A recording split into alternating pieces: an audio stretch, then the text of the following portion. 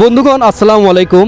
এখন আমার সামনে যে আপুটিকে দেখতে পাচ্ছেন আমাদের ভিডিওর মাধ্যমে অনেক দিন রিকোয়েস্ট করার পর আজকে আমাদের সাথে সে দেখা করতে পেরেছে। তো সে তার বাবার বিষয়ে তার যতটুকু দুঃখ আছে, যতটুকু কষ্ট আছে একটু শেয়ার করতে চায়।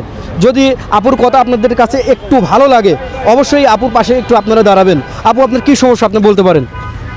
আমার বাবা আজকে অনেক দিন ধরে অসুস্থ ছিল। আমরা ওনাকে নিয়ে আসছি, 1.5 মাস ধরে ওনার ক্যান্সার ধরা পড়ছে।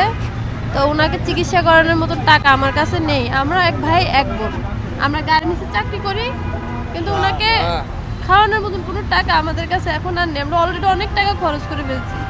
এখন উনি বর্তমানে বাসায় আছে। উনি বাসায় থাকলে ওনার অবস্থা আরও বেশি খারাপ হয়ে যাবে। আমি আমার আব্বুর চিকিৎসা করাতে চাই। আব্বুকে ভীষণ ভালোবাসেন? উনি আমার অনেক ফেভারিট, আমি ওনাকে অনেক ভালোবাসি। আপনার ঠিকানাটা বলবেন? আমার বাসা হচ্ছে নবীনগর ধামরাই ধুলিবিটা স্ট্যান্ডে। এখন কি অবস্থাতে আছে? উনি এখন খাচ্ছেও না, উনি খাওয়া দাওয়া ছেড়ে দিছে এখন বর্তমানে। ট্রিটমেন্টের জন্য কত টাকা প্রয়োজন? ডাক্তার তো অনেক টাকাই বলছে, কিন্তু আমরা ওনারা জাস্ট একটু আর কিছুদিনের জন্য বাঁচায় রাখার জন্য চেষ্টা করতেছি। ওনারা এখন 2য় স্টেপ চলতেছে, 3য় স্টেপে পাড়া দিছে উনি। যেহেতু ক্যান্সারে আক্রান্ত, কতবার কেমো দিয়েছেন এ পর্যন্ত? আমি এখন পর্যন্ত একবারও দিতে পারিনি ভাইয়া, আমার থেকে টাকা না থাকার কারণে।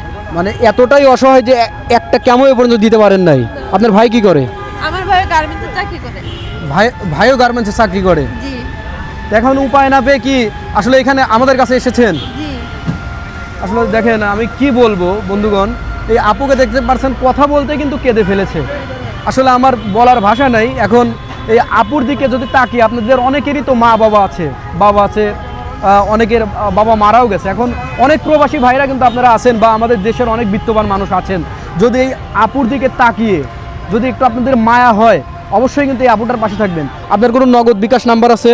হ্যাঁ, আমার একটা বিকাশ নাম্বার আছে। আচ্ছা, আপনি বলতে পারেন।